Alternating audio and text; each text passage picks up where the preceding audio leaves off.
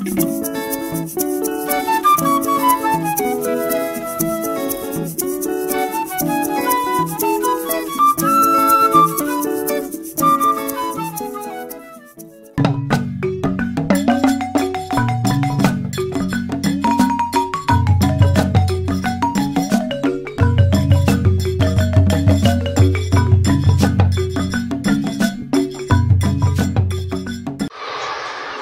auditrices et auditeurs de Christ vivite, loué soit Jésus-Christ à jamais.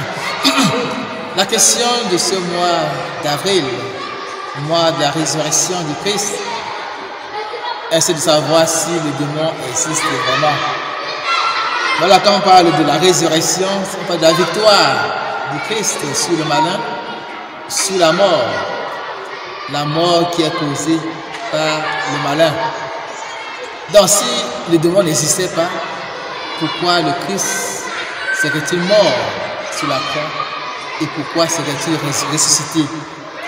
Déjà lisons dans le livre de l'Apocalypse chapitre 12. Alors il y eut une bataille dans le ciel. Michel et ses anges combattirent le dragon. Le dragon riposta avec ses anges, mais ils eurent le dessous et furent chassés du ciel. Donc voilà, il y a eu un combat dans le ciel. Michel et les bons anges, le dragon et les mauvais anges. Donc ceux qui estiment que le démon n'existe pas parlent contre la Bible. En fait, dont l'impression que toutes les délivrances que Jésus a opérées pendant son ministère public n'était que du folklore. Si nous ne croyons pas à l'existence du démon, nous ne croyons non plus à l'existence de Dieu. Parce que nous le savons plus ou moins, il n'y a que deux puissances dans le monde, la puissance divine, la puissance maléfique. Raison pour laquelle le Seigneur nous dit dans Deutéronome, je place devant toi deux chemins, le chemin de la vie et du bonheur, le chemin de la mort et de la malédiction. Donc, il y a quelqu'un qui est le prince de la vie et celui qui est le prince de la mort. Donc le démon, en fait, existe bel et bien.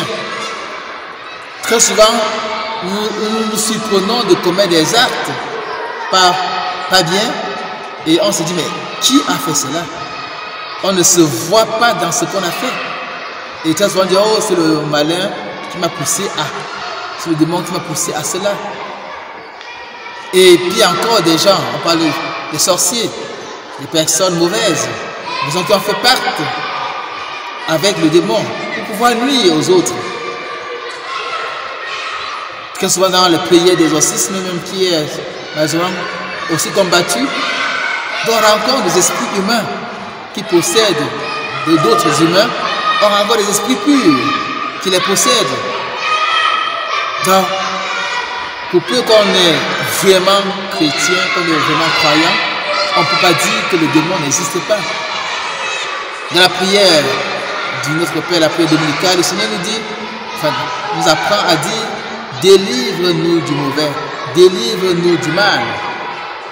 Donc, si un chrétien dit que le démon n'existe pas, il devra en toute vérité dire cette partie du Notre Père.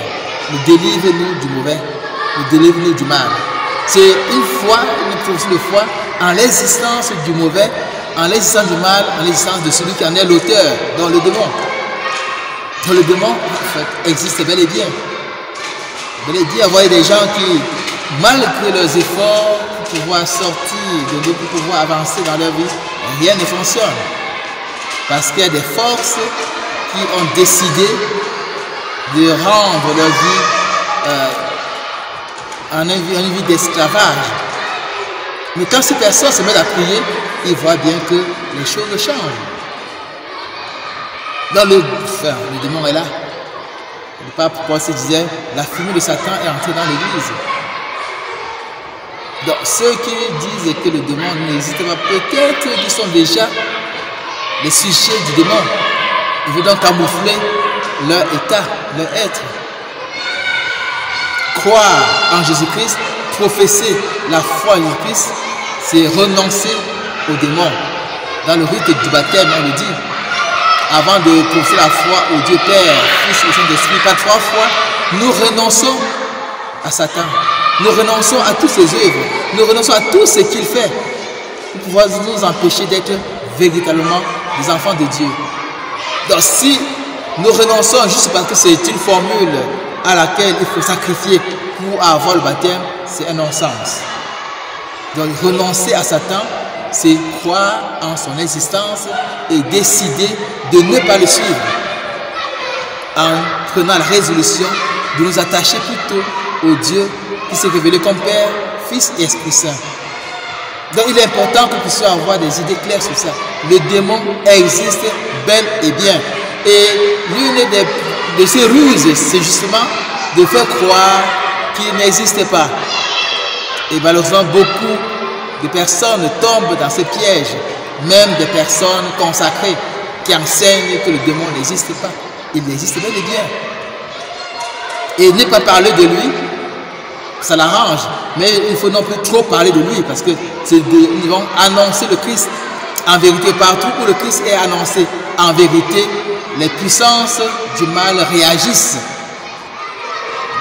Dans l'évangile, Jésus n'a rien dit à un possédé, il dit, mais es-tu venu pour nous perdre? Parce que sa présence et sa parole rendaient le malin incertain, donc il s'est dénoncé lui-même. Donc quand le Christ est annoncé avec autorité, avec puissance, s'il y a le malin qui agit en quelqu'un, en ce lieu, il doit se manifester. Il ne peut pas résister au Christ qui entre dans des vies pour les transformer. Donc, chers auditeurs et auditrices de Christ vivide, vraiment, si nous étions encore à croire que le démon n'existe pas, nous sommes vraiment dans l'erreur.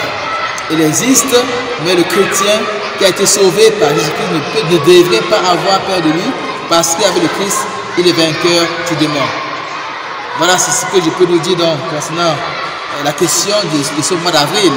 Et donc, en célébrant la résurrection de Christ, célébrons notre propre victoire avec le Christ sur le démon. Et n'acceptons plus qu'il puisse avoir un impact quelconque sur notre vie. Merci.